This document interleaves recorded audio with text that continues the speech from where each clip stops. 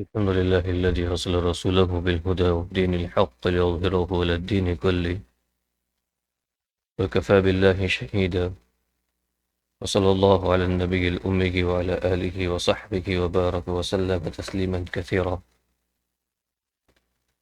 أعوذ بالله من الشيطان الرجيم. بسم الله الرحمن الرحيم. مثلهم كمثل الذي استوقد نارا فلما أضاءت ما حوله ذهب الله بنورهم وتركهم في ظلمات لا يبصرون صم بكم عمي فهم لا يرجعون. صدق اللہ العظیم. گزشتہ مجلس میں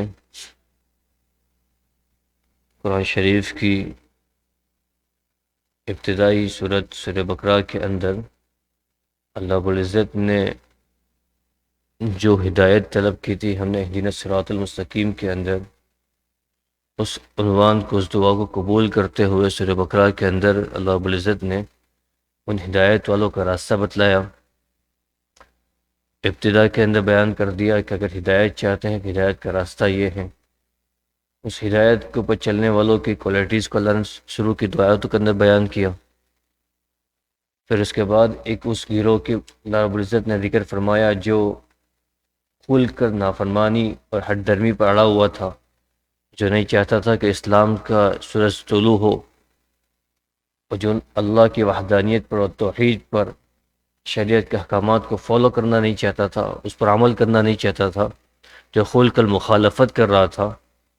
تو ان کے متعلق اللہ رب العزت نے دو آیتیں ذکر فرمائی. اس کے بعد چند آیتوں کے اندر اس خطرناک گروہ کے بارے میں اللہ رب العزت نے انسانیت کو ان کی نشانیاں بتلائی، ان کی علامتیں، ان کی سائنس اور ان کی حقیقت کو واضح کرتے ہوئے اللہ رب العزت نے تقریباً 13 سے 14 آیتوں کے اندر ان کے متعلق ذکر فرمایا، جس کو منافقین سے جانتے ہیں، کہ جو بظاہر تو اپنی زبان سے کلمہ پڑھتے تھے، مسلمان کہلاتے تھے، لیکن ان کے اعمال اگر ان کے زندگی کو سکین کیا جاوے تو ان کی زندگی کے کسی کونے کے اندر اسلام و ایمان نظر نہیں آتا تھا. وہ ظاہر مسلمان، ان کا ڈریسز دیکھے مسلمان ہیں، ان کی صورت دیکھے مسلمان ہیں، چہرے پہ داڑیاں، سروں پہ ٹوپی، لیکن اگر ان کو سکین کیا جاوے، ان کی لائف چیک کی جاوے کہ مسلمانیت کتنی اندر تک اتری ہیں، تو مسلمانیت سے وہ بالکل خالی تھے اور عاری تھے. اس کے 3 گروہ کیے گئے تھے. ایک تو وہ جو صحیح معنی کے اندر کھل کر مسلمانوں کو نقصان پہنچانے کے لیے، اسلام کے خلاف سازشیں کرنے کے لیے، اور جو اسلام کو ختم کرنے کے لیے مسلمانیت والا ڈریس پہن کے مسلمانوں میں شریک ہوا تھا، چاہے زبان سے ہو یا جسمانی لباس پہن کے. دوسرا وہ گروہ تھا جو یہ چاہتا تھا کہ حق اور باطل کے درمیان کا جو امتیاز اس کو ختم کر کے ایک وحدت ادیان، سارے مذاہب حق ہے، سارے مذاہب سچ ہے. اسلام نے آ کر جو تمیز کی ہے حق اور باطل کے درمیان، جو امتیاز کیا ہے، جو پارٹیشن کھڑا کیا ہے، اس پارٹیشن کو ختم کرنا چاہا تاکہ ان کی بھی الٹی سیدھی نظر آوے، اور جن خواہشات پر اور جن مفادات پر وہ خود چلنا چاہتے ہیں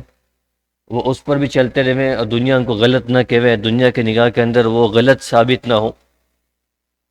ان کی علامتیں، ان کی نشانیاں بیان کی. اس کے بعد ان کا غلط ہونا اللہ رب العزت نے ظاہر فرمایا. اس کے بعد ایک گروہ وہ تھا جس کے متعلق یہ کہا گیا تھا کہ جب وہ کسی ایمان کی، اسلام کی، توحید اور وحدانیت کی، اللہ کے ایک ہونے کی، اسلام کے حق اور سچا ہونے کی دلیلیں، اس کی نشانیاں دیکھتے ہیں، اس کی دلیلیں دیکھتے ہیں، تو ان کا دل اسلام کی طرف مائل ہوتا ہے، وہ اسلام پر چلنا چاہتے ہیں. لیکن جب اسلام کے حلال حرام کے احکامات اور اس کے لوازمات اور اس کے سنن اور واجبات کے فرائض کو لازم کیے جاتے ہیں، تو اس کی خواہشات اور اندر سے نفسانیات جو ہیں، اور اندر سے جو زندگی کے اندر عیاشیاں کرنے کا جو اندر جذبہ پیدا ہوتا ہے، ان کے بدولت پھر وہ اسلام کو ایک پرانی سوچ، ایک پرانا مذہب یا ایک نئی سوچ، نیا مذہب سمجھ کر اس کو آگے پیچھے کر دیتے ہیں، اور وہ اپنے ان مفادات پر، اپنی خواہشات پر چلنا پسند کرتے ہیں. یہ 3 گروہ تھے. آج کی جو آیتیں تلاوت کی گئی اس کے اندر اللہ رب العزت نے دو طرح کی مثالیں بیان کی ہیں. ایک تو پہلی مثال میں اللہ رب العزت یہ فرماتے ہیں کہ مثلہم کمثل الذی استوقد نارا، ان لوگوں کی مثال اس آدمی کی مثال کی طرح ہے، اس آدمی کی طرح ہے جس نے آگ کو روشن کیا. استوقد نارا، جس نے آگ کو جلایا. فلما اضاءت ما حولہ ذهب اللہ بنورہم، پھر جب وہ آگ جل کے تیار ہو گئی، اس آگ نے اپنے ارد گرد کی جگہ کو روشن کر دیا. ذهب اللہ بنورہم، اللہ رب العزت نے ان کی روشنی کو چھین لیا، ان کو اندھا کر دیا. وَتَرَكَهُمْ فِي ظُلُمَاتٍ لَا يُبْصِرُونَ، اور ان کو ایسے اندھیروں میں، ان کو ایسی اندھیریوں میں چھوڑ دیا، ایسی تاریکیوں میں چھوڑ دیا جہاں کچھ سوجھ بوجھ نہیں پڑتی، جہاں کوئی سوجھ نہیں پڑتی، جہاں کچھ دکھائی نہیں دیتا، کچھ سمجھ میں نہیں آ رہا کہ اب آگے کیا کریں. صُمٌّ بُكْمٌ عُمْيٌ فَهُمْ لَا يَرْجِعُونَ. اس کے بعد ان کی حقیقت کو اللہ رب العزت نے واضح کیا ہے کہ وہ کان سے بھی معذور ہے، کان سے سن نہیں سکتے، بول نہیں سکتے، آنکھوں سے دیکھ نہیں سکتے، اور وہ کبھی بھی ان راستوں سے لوٹ کر حق کی طرف آنے والے نہیں ہیں.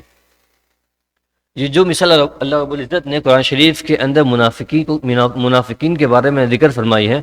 اس میں اللہ رب العزت یہ بتانا چاہتے ہیں کہ اللہ کے رسول صلی اللہ علیہ وسلم نے بڑی محنت سے اور بڑی جفاکشی کے ساتھ اپنا جان، مال اور عزت، آبرو سارا داؤں پہ لگا کے ایک ایمان کی اور ایک اسلام کی آنکھ کو روشن کیا تھا،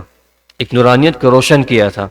اور جب وہ آنکھ روشن ہو گئی، اس نے اپنے ارد گرد کی جگہ کو روشن کر دیا. مطلب جو لوگ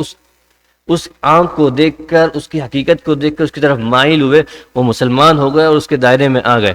لیکن چونکہ بعض لوگ ایسے تھے، فلما اضاءت ما حوله ذهب الله بنورهم وتركهم في ظلمات لا يبصرون، اللہ رب العزت نے ان کی بینائی کو چھین لیا. جب آنکھ روشن ہو گئی تو کچھ لوگ ایسے تھے جو اپنے عناد کی وجہ سے، اپنی حد درمی کی وجہ سے، اپنی خواہشات کی وجہ سے، اپنی نفسانیت کی وجہ سے شریعت کے احکامات کو جیسا اللہ نے کہا ویسا فالو نہیں کرنا تھا، جیسا اللہ چاہتا تھا، جیسا شریعت چاہتی تھی، جیسا اللہ کے رسول چاہتے تھے اور جیسا صحابہ کر کے دکھلاتے تھے، ویسا شریعت کو فالو نہیں کرنا تھا. ان کو اپنی مرضی کے مطابق راستے نکالنے تھے، ان کو اپنا کمفرٹ زون باقی رکھنا تھا. تو اس کی بدولت کیا ہوا کہ جو اسلام کی جو روشنی تھی وہ ان کو فائدہ نہیں پہنچا رہی تھی، اس سے وہ لوگ بینیفٹ حاصل نہیں کر سکتے تھے. ایک طرح آپ نے دیکھا بعض ایسا ہوتا ہے کہ کبھی آنکھ بینائی اندھا آدمی ہوتا ہے، اس کو نظر نہیں آتا، لیکن کبھی ایسا آپ نے دیکھا ہوگا کہ کوئی روشنی بہت زیادہ ہوتی ہے، جب وہ آنکھوں میں پڑتی ہے تو اس کی روشنی کے تیز ہونے کی وجہ سے آنکھیں کام نہیں کرتی. اس کا یہ مطلب نہیں کہ وہ روشنی نہیں ہے، وہ ضائع ہو گئی. یہ مطلب نہیں کہ اللہ تعالیٰ نے اسلام کو، حقیقت کو نہیں، اسلام تو ہر روز بلند ہو رہا تھا، ترقی کر رہا تھا، اسلام کی روشنی تو تیز ہو رہی تھی. اگر کوئی آدمی دوپہر کے اندر سورج کی طرف دیکھنا چاہے تو وہ دیکھ نہیں سکتا. کیوں؟ اس تیز روشنی کی وجہ سے اس کی آنکھیں کام نہیں کرتی، بالکل اندھی ہو جاتی ہے. تو یہ مطلب ہے کہ وہ اسلام تو ہر روز اتنی ترقی کر رہا تھا، اتنا بلند ہو رہا تھا، اور وہ اتنی ترقی پہ تھا، اتنی روشنی میں تھا کہ یہ لوگ اپنے عناد کی وجہ سے، اپنی حد درمی کی وجہ سے اور اپنی خواہشات پہ چل رہے تھے، وہ اسلام کو صحیح طرح فالو نہیں کرنا چاہتے تھے، تو اسلام کی روشنی کو اپنی آنکھوں سے برداشت نہیں کر سکے، جس کو قرآن شریف یہ کہہ رہا ہے ذهب اللہ بنورہم وترکہم فی ظلمات لا یبصرون. وہ اندھیریوں میں رہ گئے، ان کو کچھ سمجھ میں نہیں آیا. اسلام ڈیمانڈ کر رہا ہے کہ یہاں پہ یہ عمل کرنا ہے، حق بات کا تقاضا یہ ہے کہ اس کو یہ کیا جاوے، یہ کیا جاوے، لیکن ان کی خواہشات یہ چاہتی ہے کہ نہیں، ابھی تو زندگی بڑی لمبی چوڑی بھی جوانی ہے، ابھی گانے سننے کا من ہو رہا ہے، بدعملی کرنے کا من ہو رہا ہے، نگاہیں اڑ جاتی ہیں غیر محرموں کی طرف. اسلام منع کر رہا تھا لیکن نگاہیں جذبات اٹھ رہے، قدم چل رہے، نہ چاہتے ہوئے بھی تنہائیوں کے اندر ایسے کام ہو جاتے ہیں جس سے اللہ ناراض ہوتا ہے. یہ سارے تقاضے شریعت کی طرف سے تھے لیکن اس پر عمل نہیں ہو رہا ہے،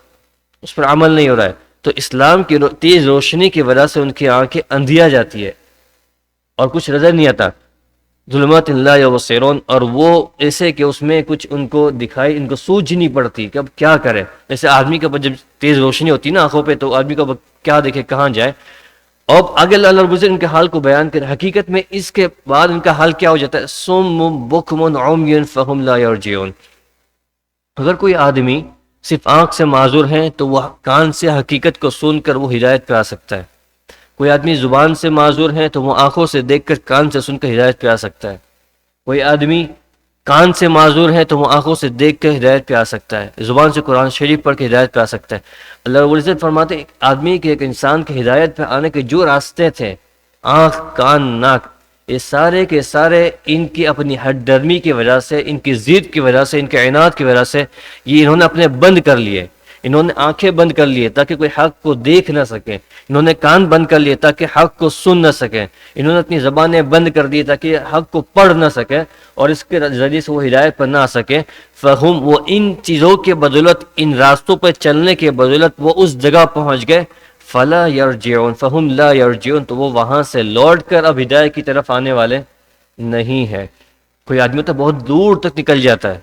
کہ اب اس کے واپس آنے کی امید نہیں ہے۔ کبھی ہوتا ہے نا ایسا کہ بھائی کوئی آدمی گھر سے بچھڑا تھا، 50 سال اس کے بچھڑنے کے ہو گئے، 60 سال بچھڑنے کے ہو گئے، تو گھر والے کہ واپس آنے کی امید نہیں ہے، وہ واپس لوٹ کے آئیں گے، پتہ نہیں کہاں زندگی ختم ہو گئی، کیا ہو گئی۔ تو یہ اتنی ساری حقیقت، اب اس سے زیادہ جو اللہ کے رسول صلی اللہ علیہ وسلم کا جو زمانہ تھا اور صحابہ کا جو زمانہ تھا وہ عروج کا تھا، اسلام کی ترقی کا تھا۔ اگر کوئی آدمی اس زمانے کے اندر صحیح معنی میں اسلام پہ نہیں آیا تو بات تو اب زمانہ کمزور ہونے والا تھا۔ حضور کے رخصت ہونے کے بعد، صحابہ کے رخصت ہونے کے بعد، وحی کا سلسلہ ختم ہونے کے بعد، قرآن کا نزول ختم ہونے کے بعد، بعد کا جو زمانہ آنے والا تھا وہ تو کمزوری کا تھا۔ اس میں تو ایمان پہ جمنا زیادہ ایفرٹ کے ساتھ ہوتا، ایمان اور اسلام پہ جمنا زیادہ قربانیوں کے ساتھ ہوتا۔ اگر کوئی آدمی اس زمانے کے اندر جب حضور کے موجود ہوتے ہوئے اسلام اور ایمان پر نہیں آیا تو بعد کے زمانے کے اندر وہ ایمان اسلام پہ آ جاوے، یہ پاسبل نہیں ہے۔ فہم لا یرجعون، وہ اپنی گمراہی کے اتنی دور تک نکل چکے کہ وہ وہاں سے لوٹ کر آنے والے نہیں ہیں۔ تو ان مثال کے اندر اللہ رب العزت نے منافقین کی اس حال کو کھول کے بیان فرمایا۔ یہ قرآن کی آیت ہمارے اس زمانے کے اندر بھی ہم کو اس بات کا سبق دیتی ہیں کہ جس طرح اللہ رب العزت نے ان کے حال کو کھول کے بیان کیا ہے کہ جب ان سے شریعت کے ڈیمانڈز بیان کی جاتی تھی تو ان شریعت کے ڈیمانڈز کے اندر وہ منع نہیں کرتے تھے کہ بھائی یہ ٹھیک ہے۔ آج کے زمانے کے اندر مسلمان کو اٹھا کر کوئی زبان سے منع نہیں کرتا کہ بھائی آپ کو نماز 5 وقتہ نمازیں پڑھنی ہے، کرنی، کوئی منع نہیں کرے گا، لیکن ابھی نہیں، بعد میں پھر دیکھ لیں گے، کوئی انکار نہیں کرتا۔ لیکن پوزیشنز،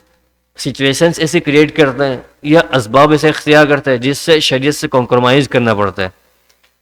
یا ایسے ماحول کا بہانہ بنا کے یا فیملی کا بہانہ بنا کے، بچوں کا، بیوی کا، یا بزنس کا، تجارت کا،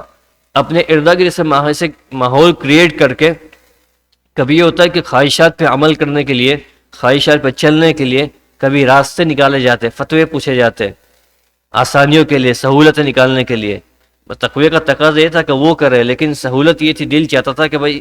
چلنا اس عمل کو میں آسانی سے کر دوں، باقی عمل تو میں تقوی سے کرتے رہتا ہوں، بڑے عمل کرتے رہتا ہوں،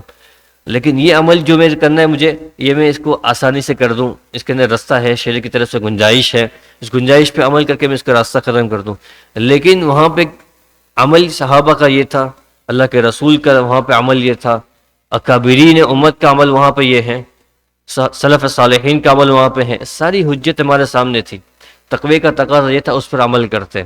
لیکن چونکہ طبیعت ایسی کمزور ہو جاتی ہے، کبھی کبھار ٹھیک ہے، لیکن ایک آدمی عادت بنا لیتا ہے، اس کو عادت بنانا یہ بڑا گناہ ہو جاتا ہے،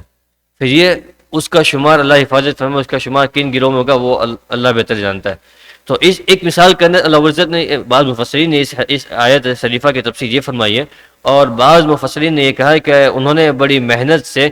اسلام اور ایمان کی حقانیت کو ان کے سامنے بیان کیا گیا تھا، اس کو سمجھایا گیا تھا، لیکن انہوں نے اس کو سمجھنے کی کوشش کی، اس کو سمجھنا چاہا، لیکن پھر اس کے بعد اپنے عناد کی وجہ سے اس کو انہوں نے اگنور کر دیا۔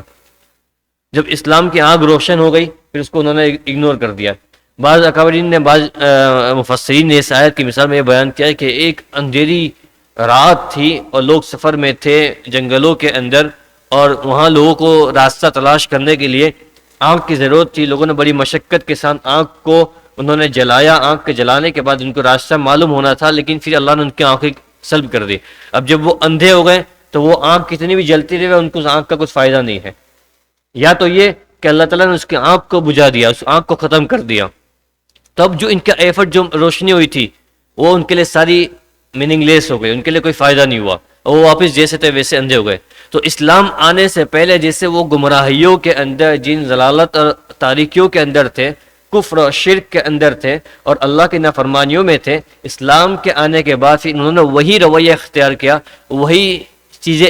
اپنائی رہی، تو پھر اس کے بعد ان کی زندگی اللہ رب العزت نے ویسی کر دی جیسے پہلے تھی۔ اس لیے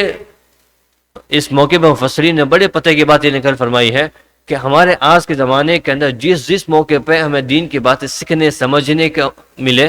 تو تقاضا یہ ہے کہ اس پر عمل کر دیا جائے. اگر اس پر عمل نہیں کیا گیا اور اس کو اگنور کر دیا گیا, اس کو سائڈ کر دیا گیا, تو اللہ تعالیٰ آئندہ کسی بات کے سمجھنے کی توفیق نہیں دے گا, یا تو اللہ تعالیٰ آگے کسی بات کو تلاش کرنے کی توفیق نہیں دے گا, یا تو اللہ تعالیٰ آئندہ کسی بات کی فکر کے ساتھ, اللہ کو راضی کرنے کی فکر کے ساتھ اس کی جستجو کرنے کی توفیق نہیں دے گا. کیوں؟ کیونکہ گزشتہ توفیق پہ ہم نے 100% اپنا نہیں دیا, گزشتہ توفیق ہم نے 100% اپنا نہیں دیا. مثال کے طور پہ کسی آدمی نے زکوٰۃ کے مسائل کو بڑی باریکیوں سے سمجھا, اس کو سمجھنا چاہا, اس کو سمجھا, لیکن سمجھنے کے بعد جیسا مفتی صاحب نے اس کو بیان کیا تھا, بھائی آپ کو یہ زکوٰۃ اس طرح دینی ہے, لیکن جب اس کو مال دیکھنا پڑا, مجھے جب بڑی لمبی چڑی زکوٰۃ دینی ہے, تو اس نے تھوڑا سا آگے پیچھے کر کے ٹھیک ہے میں دکان کی زکوٰۃ بعد میں دے دوں گا, آئندہ سال دے دوں گا, یا زمین کی زکوٰۃ میں تھوڑی دیر بعد میں دے دوں گا, یا پراپرٹی کی زکوٰۃ میں بعد میں دے دوں گا, ابھی صرف میں بینک بیلنس کی زکوٰۃ دے دوں. اس طرح اس نے راستے نکالے کہ میں قضا نہیں کر رہا ہوں, میں تھوڑی سی تاخیر سے دوں گا, تھوڑا بعد میں دوں گا. تو یہ جو باتیں سمجھنے کہ اللہ تعالیٰ نے جو اندر سے فکر پیدا کی تھی, یہ فکر آئندہ دھیمے دھیمے جو مرض پیدا ہوا ہے بعد والا, وہ یہ مرض چھاتا جاوے گا, اور یہ جو فکر پیدا ہوئی تھی معلوم کرنے کی, وہ دھیمے دھیمے ختم ہو جائے گی. اور ایک دن یہ آئے گا کہ زکوٰۃ کا وہ اگنور کرنے لگے گا کہ بھائی زکوٰۃ کیا چیز ہوتی ہے, ٹھیک ہے بعد میں دے دیں گے, بعد میں دے دیں گے, وہ انکار نہیں کریں گے. لیکن آج کے زمانے کے سب سے بڑا مرض یہ ہے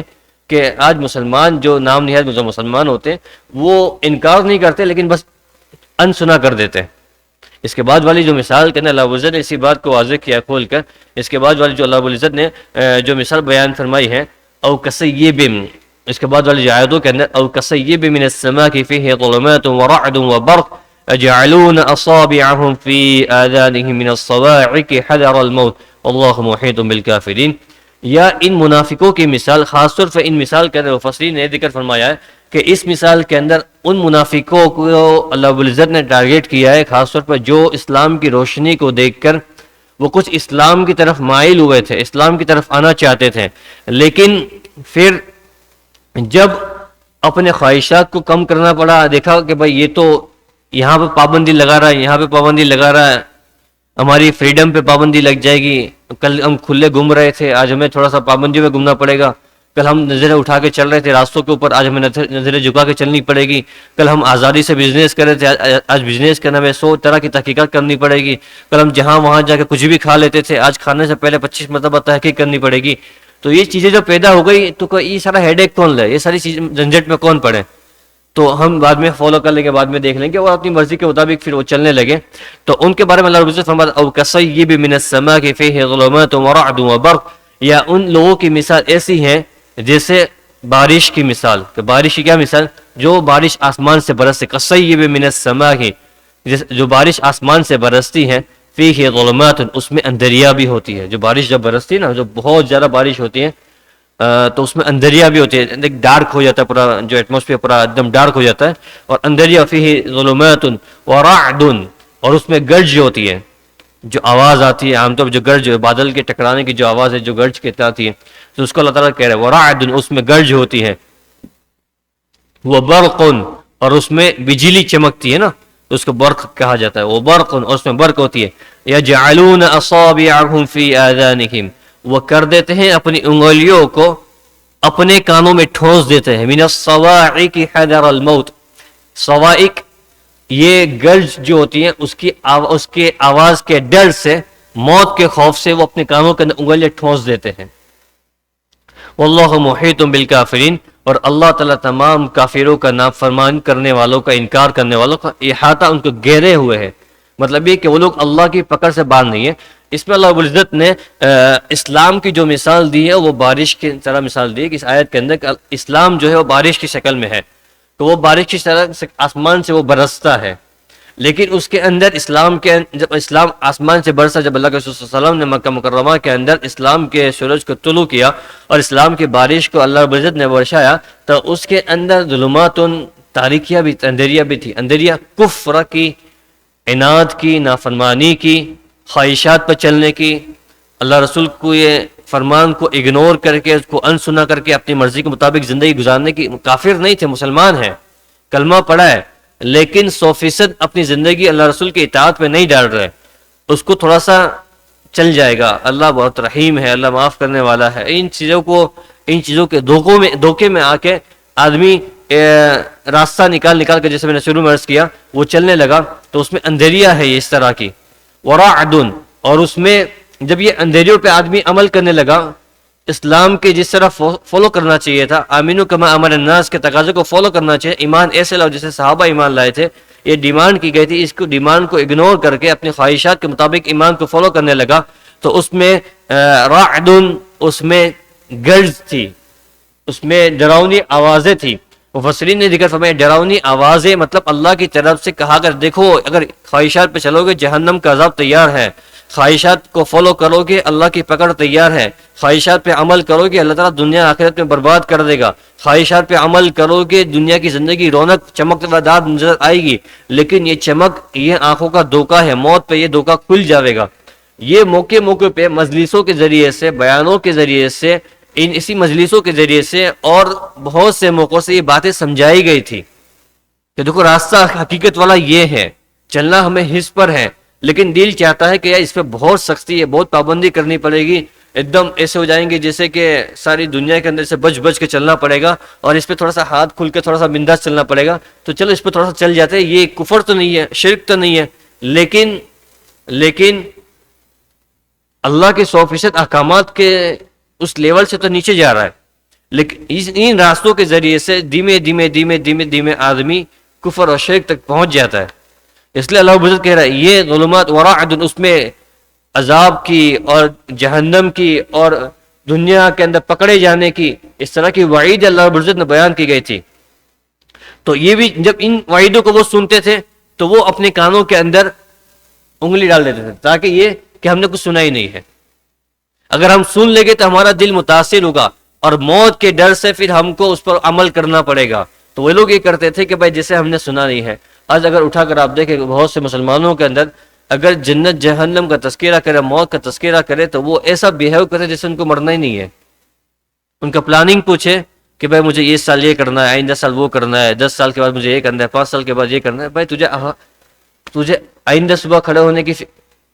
بھروسہ نہیں ہے آدمی کسی کو، بھائی میں صبح دوبارہ زندہ کھڑا ہوں گا یا نہیں کھوں گا۔ اللہم بسمک اموت و احیا، رات کے سونے کی دعا یہ ہے کہ اللہ ہی مارتا ہے، اللہ کے نام سے مرتے ہیں زندہ ہوتے ہیں۔ تو آدمی کو صبح اٹھنے کا بھروسہ نہیں ہوتا، اللہ کے رسول فرماتے ہیں جب میں کوئی لقمہ منہ میں رکھتا ہوں تو اس کو گلے کے نیچے اترنے تک کا مجھے بھروسہ نہیں ہوتا کہ میری زندگی باقی ہے نہیں ہے۔ لیکن آج مسلمان کو اٹھا کر دیکھے وہ اپنے 10 سال کے بعد کی لوگ 25 سال کا مورگیج کر رہے ہیں، 25 سال کا دیوا لے رہے ہیں، 50 سال کا کر رہے ہیں، 50 سال کی زندگی کا انہوں نے جس میں 50 سال تک مطلب مر جانے کے بعد اگر اس کا مورگیج باقی رہا تو مر جانے کے بعد بھی اس کو وہ عذاب اس کے کور کے اندر بھگتنا پڑے گا۔ کیا وجہ تھی؟ زندگی سادگیوں پر کیوں نہیں آتی؟ تو یہ ایک صحابہ کا جو معیار یہ تھا کہ آدمی زندگی کے اندر اتنا سیدھا سادہ زندگی گزار دے جیسے کل اس کو موت کے دہانے پہ کھڑا ہونا ہے، جیسے عابر السبیل حدیث شریف میں آتا ہے، جیسے راستہ گزرنے والا۔ جب کوئی آدمی راستے سے گزرتا ہے نا تو وہ راستے پہ گزرنے کے لیے راستوں میں گھر تعمیر نہیں کرتا، راستوں کے اندر اچھے عالیشان محل نہیں بناتا، راستوں کے اندر اچھا وہ نہیں کرتا، بھائی یہاں سے گزر جانا، یہاں رہنا نہیں ہے، یہاں سے گزر جانا ہے۔ ہاں البتہ گزرنے کے اندر کسی کے سامنے ہاتھ نہ پھیلانا پڑے، اس گزرنے کے دوران کسی سے بھیک نہ مانگنی پڑے، اس گزرنے کے دوران کسی کا محتاج نہ بننا پڑے اللہ کے سوا، اس کا اسباب اس کو اختیار کرنا، اس کے لیے اسباب اختیار کرنا وہ روزی کمانا ہے، اس کے علاوہ جو ہے وہ دنیا کمانا ہے۔ آپ آسانی سے سمجھ لیں، اگر اللہ کے احکامات پر کمپرومائز کیے بغیر صحیح طریقے سے آدمی زندگی گزار لے، کسی کا محتاج نہ بنے اور اس طرح سے اس کا کسی کا اللہ کے علاوہ کسی کے اوپر اس کی نگاہیں نہ جائیں، کسی مانگنا نہ پڑے، یہ تو روزی ہے۔ باقی اس کے علاوہ دنیا کے فتنے میں آدمی جو اپنی لمبی چوڑی پلاننگیں کر رہے ہیں، لمبی چوڑے سوچ کے بیٹھے ہیں نسلوں کے بارے میں، جس اللہ نے تجھے پیدا کیا ہے وہی اللہ نے تیرے بیٹے کو پیدا کیا ہے، جس اللہ نے تیری روزی لکھی اسی اللہ نے تیرے اولاد کی روزی لکھی ہے۔ تو آدمی اپنی اولاد کی فکر کر رہا ہے، اپنی بیوی کہ میرے مر جانے کے بعد میری اولاد کا گھر کا کیا ہوگا، ان کے کھانے پینے کا کیا ہوگا۔ تو یہ ایسا نہیں کہ بھئی کسی خاص گروہ کا، میں اور آپ آج کا ایک عمومی مرض ہے جس میں ہم تم تمام شکار ہے۔ ہماری فکر یہ لگی ہوئی ہے کہ میں آج سے 10 سال کے بعد، 1 سال کے بعد میری روزی کا کیا انتظام ہے، 1 سال تک میرے یہ اسباب مجھے نظر آ رہا ہے، آئندہ سال میری روزی کا کیا انتظام ہے، اس میں آدمی طرح سے پلاننگ کر رہا ہے، سوچ رہا ہے، کر رہا ہے. لیکن اس پلاننگ کے اندر اتنا آگے چلا جاوے کہ اس کو حرام کا ارتکاب کرنا پڑے، شریعت سے کمپرومائز کرنا پڑے، تو یہ دنیا کا شکار ہو رہا ہے. جس طریقے سے دنیا دار لوگوں نے جو جال بچھایا تھا، جو شیطان نے جال بچھایا، اس جال کے اندر آدمی پھنس رہا ہے، اس کے اندر آدمی دس رہا ہے. تو میں یہ عرض کر رہا تھا کہ یہ منافقوں کی عادت تھی کہ وہ اپنی کانوں کے اندر انگلیاں ٹھوس لیتے تھے کہ تاکہ ہمیں ان عذابات کی، ان وعیدوں کی باتیں سننی نہ پڑے اور ہم اپنے آپ کو اس سے بچا کر یہاں سے نکل جاویں، تاکہ ہمارے جو عذابات سنیں گے، ان وعیدوں کو سنیں گے تو ہمارا دل متاثر ہوگا اور موت کے ڈر سے پھر ہمیں اس کو اسلام کی طرف آنا پڑے گا. تو وہ کانوں میں انگلی ٹھوس لیتے تھے. تو اللہ تعالیٰ یہ فرماتے واللہ محیط بالکافرین، وہ جو کچھ عمل کر لے لیکن وہ اللہ کے احاطے سے باہر، اللہ کے سرکل کے باہر تو نکلنے والے نہیں ہیں، اللہ کے گروہ کے باہر تو، اللہ کی طاقت کے باہر اور اللہ کے دائرے کے باہر تو وہ نکلنے والے نہیں ہیں. تو وہ جہاں کہیں بھی جائیں گے آخر ہماری پکڑ میں تو آنے والے ہیں. اس کے بعد اللہ رب العزت کھول کے بیان کرے یکاد البرق یخطف ابصارہم، یہ جو روشنی ہوتی ہے ایسا لگتا ہے کہ بجلی ان کی آنکھوں کو اچک لے جائے. جیسے میں نے شروع میں عرض کیا تھا، اس کے اندر جو رات جو لفظ آیا تھا، رات کا وہ لفظ تھا، اس کے اندر بجلی گرج کے بارے میں اور جس کے اندر عذابات وعید سنائے گئے. اس کے بعد جو برق کا لفظ آیا آیت شریفہ کے اندر، اس میں یہ برق مطلب یہ ہوتا ہے کہ اس میں مفسرین نے نقل فرمایا ہے کہ برق مطلب اسلام کی روشنی ہے. جب وہ بجلی چمکتی ہے نا تو ان کی زندگیوں کے اندر کبھی اسلام کی حقانیت، توحید کی اور اللہ کی وحدانیت کی دلیل ایسی روشن ہوتی تھی، چمکتی تھی. جب وہ بجلی ان کے سامنے چمکتی تھی تو وہ اس کی روشنی میں چلنا شروع کر دیتے تھے، مطلب اس کی طرف مائل ہو جاتے تھے کہ وہ قریب تھا کہ وہ اسلام لیا ہوئے، صحیح معنی کے اندر وہ اسلام کو فالو کرنے لگے. یکاد البرق یخطف ابصارہم کلما اضاء لهم مشوا فیہ، جب وہ روشنی وہ بجلی روشن ہوتی تھی وہ اس کی روشنی میں چلنا شروع کرتے تھے، مطلب کہ وہ اسلام کی طرف مائل ہو جاتے تھے. اور جب کوئی حقیقت بیانوں کے اندر بیٹھتے، مجالس کے اندر سنتے ہیں، اسلام اور دنیا کی آخرت کی اور دنیا کی حقیقت کو بیان سنتے ہیں تو دل اثر لیتا ہے نا کہ بھائی نہیں اب تو 100% ہم کو مسجد کا کونا پکڑ کے اللہ اللہ اللہ اللہ، لیکن جیسے مسجد کے دروازے سے باہر جاتے ہیں تو پھر وہی دنیا دنیا دنیا دنیا شروع ہو جاتی ہے.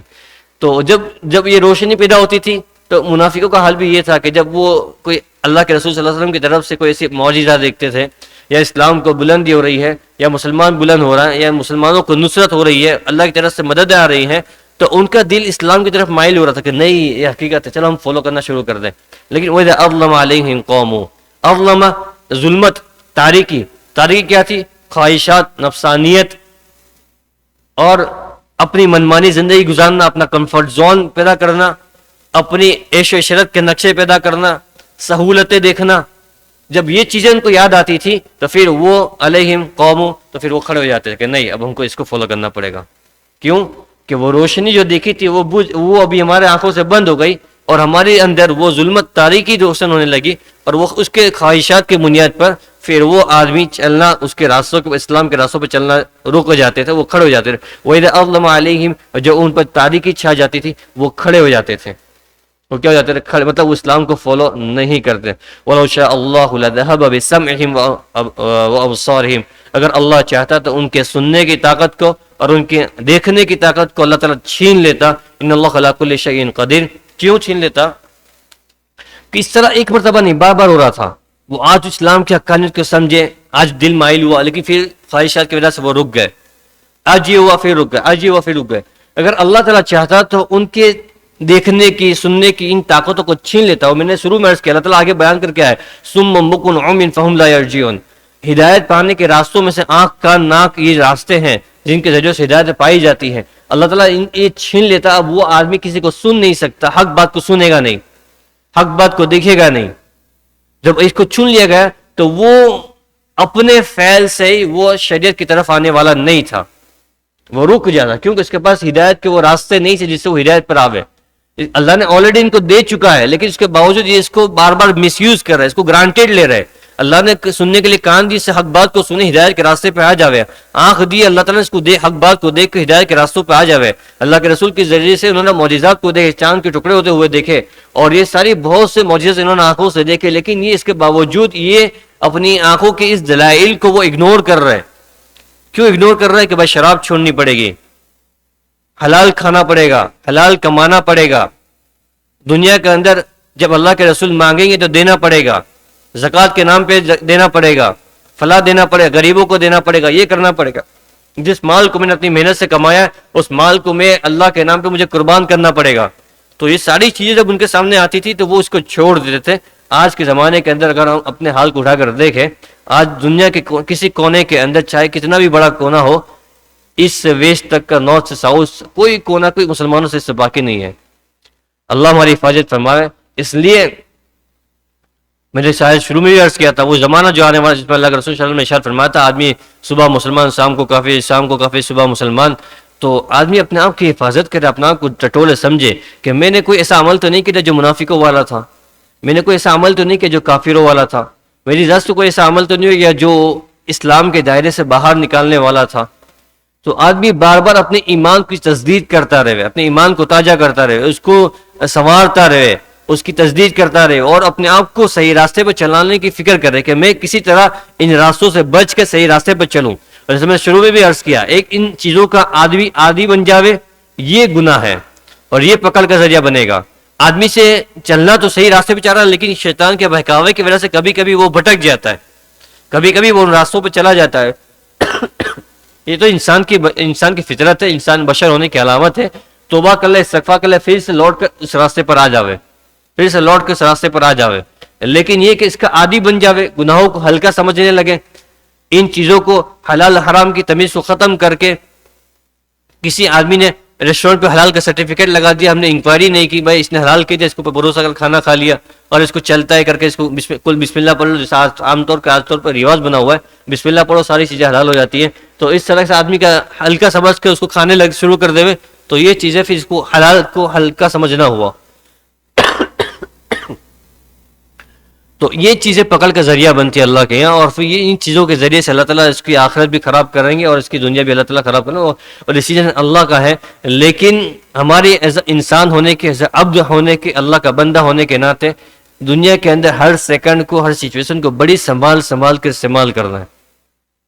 جس حالت میں، جس کنڈیشنز میں، جس پوزیشنز میں ہو، مسجد میں صف کے اندر بیٹھے، مجلس کے اندر بیٹھے، مجھے کیسا بیٹھنا، مجھے کیسا ہونا چاہیے اکارڈنگ ٹو شریعت کے لا، شریعت کی تعلیمات، مجھے کیسا ہونا چاہیے. میں گھر پہ ہوں، بیوی بچوں میں ہوں، تجارت کر رہا ہوں، میں اپنے کام میں لگا ہوا ہوں، ڈیلیوری کی جاب، کوئی بھی جاب، کسی بھی آدمی ہم کسی بھی سچویشن میں ہو، اس موقع پہ شریعت کی طرف سے پر کیا تقاضا ہے اور میں سے کیسا ہونا چاہیے، یہ آپ کو معلوم کرنا مشکل نہیں ہے. لیکن ہرگز گوگل سرچ کر کے اپنے مسائل کو حل نہ کریں. گوگل کے اندر بہت سی چیزیں ایسی ہیں جو مکس ہوتی ہے، اور سب سے بڑا ان باطل طاقتوں کا سب سے بڑا ایجنڈا جو ہے یہ ہے کہ ان تعلیمات کو اتنی ایزی کر دی جاوے، اور اتنا ایزی کر کے ان کے اندر اپنی چیزیں ایڈ کر کے ان کے پاس پیش کر دی جاوے، تاکہ ان کو جیسا نچارا ویسا ناچ سکے، ان کو جیسے ہم کو کنٹرول کرنا ویسا کنٹرول کر سکے. بے شمار اللہ تعالیٰ نے علماء کرام دیے ہوئے، کتابیں دیے ہوئے. یہ دنیا کے اندر بہت سے لوگ ایسے ہیں جو اب ایک کسی آدمی کسی فزیو تھراپی مسجد کے کونے پہ کھڑا ہوا ہے، آپ کہو گے میرا ہاتھ دیکھ لو، کہے گا کلینک پہ آ جاؤ، کلینک پہ دیکھ لوں گا، چارج لگائے گا، وہ سارا وہاں پہ پروسیس کرے گا. لیکن کسی مولوی کو ہاتھ پکڑ کے پوچھ مجھے مسئلہ معلوم کرنا، وہ نہیں کہ میں بعد میں بتاؤں گا یا کروں گا، بیچارہ کھڑا ہو کہ تمہاری آخرت سنوارے گا، تمہاری آخرت بنائے گا، اور ایوز میں 1 روپیہ نہیں مانگ رہا ہے. وہ جو تم اپنی دنیا کی فیسلٹی، اپنی دنیا کا کام بنانا، کسی وکیل کے پاس، کسی ڈاکٹر کے پاس، کسی انجینئر کے پاس جا رہے ہو، اپنے گھر کا کوئی نقشہ بیان کرنا، مجھے گھر کے اندر یہ چیزیں کرنی کہ بھائی دکان پہ آ جاؤ، اور وہ گھنٹے کا چارج لگائے گا کہ اتنی گھنٹے آپ سے میں نے بات کی، اس کا چارج یہ ہوا. لوگ ہم مولویوں کو باہر راستے پہ کوٹ پہنتے پہنتے ہاتھ پکڑ کے پوچھ لیتے بھائی اس کا ترجمہ کیا ہے، اس کا یہ کیا ہے. آخرت بنا رہے ہیں، آخرت بنا رہے. اللہ قبول کرے، میں اللہ سے دعا کر اللہ ان تمام مولویوں سے اللہ تعالیٰ قبول کرے. یہ بیچارے جو دے رہے نا بڑی قیمت والی چیز ہے. ورنہ اگر یہ چاہتے کہ ان کے پاس جو نالج ہے یہ اپنی خود زندگی بنا کے اپنے کونے میں بیٹھ کے اپنی زندگی بناتے رہے، کیوں اتنے نیچے اتر کے اتنے نیچے لیول پہ آ کے یہ دوسروں کی آخرت کی فکر کر رہے ہیں کہ یہی طریقہ حضور کا تھا. اور اس پر یہ اپنے کوئی عوض نہیں مانگ رہے، کوئی بدلہ نہیں مانگ رہے کہ بھائی اس کے بدلے کے اندر ہمارا یہ کرو کہ بھائی ہم کو باہر کمانے نہ جانا پڑے یا ہم کو کوئی اور کام کرنا نہ پڑے، تم ہمارے گھر کی ٹیک کیئر کر لو، یہ کر لو. نہیں، تمہاری اپنی آخرت بن جاوے اور ان عمل کو قبول کر کے اللہ ہمارا بھی کچھ بنا دے. تو اس کو غنیمت سمجھے، اس کو غنیمت. بنی اسرائیل کے اندر سب سے بڑا جو فساد پیدا ہوا تھا ان کے علماء کی ناقدری تھی، ان کے علماء کی ناقدری تھی. اور ان کے علماء کی ناقدری کی وجہ سے اللہ تعالیٰ نے ان کے اندر سے علم کو سلب کر دیا، ختم کر دیا، اور وہ اتنے گمراہی کے اندر اتنے آگے تک چل گئے کہ پھر وہ نبیوں کی باتوں کو اگنور کرنے لگے، اس کو وہ ہلکا سمجھنے لگے. اس لیے کسی اللہ والے نے کتاب کے اندر لکھا ہے، جس نے کسی مولوی کی، کسی عالم دین کی ڈزنٹ میٹر اس کی پرسنل لائف کے اندر وہ کیا کر رہا ہے، وہ اس کا اور اس کا اللہ کا مسئلہ ہے، اس کے اور اس کا اللہ کا مسئلہ ہے، ہم اس کو جج کرنے والے نہیں ہیں. اور وہ مولوی بھی تمہاری زندگی کو جج کرنے کی حیثیت نہیں رکھتا، اس کے بھی اوقات نہیں، وہ تمہاری زندگی کو جج کرے کہ تو گنہگار ہے یا تو نیک بندہ ہے. تو اسی طرح تم بھی کسی مولوی کی زندگی کو اٹھا کر اس کو جج کر لو کہ بھائی یہ مولانا تو ممبر پہ بیٹھ کر یہ کہتے ہیں لیکن ان کی پرسنل لائف کے اندر یہ ہو رہا ہے، یہ ہو رہا ہے، وہ اللہ کا میٹر، اس کا میٹر ہے. لیکن جو بات تمہیں کہہ رہی ہے وہ علامہ ابن الحاج نے المدخل کے اندر لکھا ہے، لا تنظروا الی من قال ولکن انظروا الی ما قال. کہنے والے کی طرف نہ دیکھے کون کہہ رہا ہے، جو بات کہی جا رہی ہے اس کی طرف دیکھے کون بات کتنی ہماری کام کی ہے. اگر وہ تمہارے کام کی ہے اس بات کو لے لو، چاہے کہنے والا کتنا بھی چھوٹا بڑا ہو. کسی زمانے کے اندر جب اعلانسمنٹ کے ذریعے بادشاہ لوگ اگر کسی بادشاہ نے کسی علاقے کے اندر کسی بنگی کو اعلان کرنے بھیج دیا کہ بھائی کل سے اتنا ٹیکس دینا، یہ کرنا وہ کرنا، تو آدمی کسی بنگی کی بات کو اگنور کر دے گا. نہیں تو بنگی آدمی ہے، اس کو نہیں دیکھا یہ بنگی آدمی ہے، پر یہ بات کس کی کہہ رہا ہے، یہ بادشاہ کی طرف سے بھیجا گیا ہے، یہ بادشاہ کی طرف سے بھیجا گیا. اگر اس کی بات کو فرمان کو فالو نہیں کیا جائے گا تو پنشمنٹ ہم کو فالو کرنی پڑے گی. تو اس آدمی کی بات کو دیکھ کر اس کی بات کو اگنور نہیں کرتے، وہ اس کی بات کو لے لیتے ہیں. تو ہم دین کے مسئلوں کے اندر ہم تمیز پیدا کر دیں کہ یہ چھوٹا بڑا، یہ وہ فلانا ڈھمکنا، یہ وہ طریقہ جو بنی اسرائیل کے اندر تھا. اور میں یہ کر رہا تھا کہ کسی کتاب کے اندر ایک عالم دین نے لکھا ہے کہ اگر جو علماء دین کی ناقدری کرتا ہے اور ان کے خلاف ان کے پیچھے پڑ جاتا ہے اور ان کی عزت کے دجے اڑانے کی کوشش میں لگا رہتا ہے، ان کی قبر کھود کر دے کہ اللہ تعالیٰ ان کے چہرے کو قبلے کی طرف سے پھیر دے گا. تو یہ علماء نے کتابوں کے اندر لکھا ہے. تو کوشش یہ ہو کہ ہماری ذات سے کسی ان دین دار جو دین کے باتیں جن سے ہم سیکھتے ہیں، معلوم کرتے ہیں، ان کی بے عزتی، ان کی ناقدری نہ ہو جاوے. اللہ تعالیٰ کہنے سننے سے عمل کی توفیق عطا فرمائے. یہ جو دو آیتیں تھیں اس کے اندر اللہ رب العزت نے خاص کر منافقوں کی ان باتوں کو کھول کو بیان کیا، ان کی مثالیں دی، اور اس پہ بہت سی اور ڈیٹیلز بھی ہیں،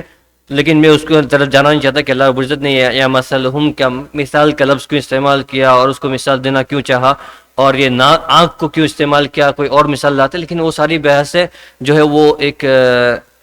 عالمیت کی اسٹوڈنٹ کے لیے ہے، وہ ساری بڑی ڈیپ والی بحثیں ہوتی ہیں، تو میں اس کی طرف جانا نہیں چاہتا. عام طور پہ اس سے یہ بات بظاہر ہمیں اوپر پر نظر آتی ہے کہ اللہ رب العزت نے خود قرآن شریف کے اندر جب حقیقی بات، ہدایت کی بات سمجھائی تو اس کو مثالوں سے استعمال کیا ہے، وہاں پہ مثالیں دی گئی ہیں. تو اپنی کوئی بات کو سمجھانے کے اندر مثال کو استعمال کرنا یا مثال کو دیکھ کر اس بات کو پروف کرنا، یہ قرآن کا طریقہ ہے، یہ سنت اللہ کی عادت ہے. اس پر عمل کرنے میں انشاءاللہ ثواب ملے گا. اللہ تعالیٰ کہنے سے عمل کی توفیق عطا فرماوے، اور جو باتیں کہی گئی ہے، جو سنی گئی ہے، اس پر اللہ تعالیٰ بغور سمجھ کر اللہ تعالیٰ عمل کی توفیق نصیب فرماوے. وآخر دعوانا الحمد للہ رب العالمین. سبحان ربک رب العزة عما یصفون وسلام علی المرسلین والحمد للہ رب العالمین.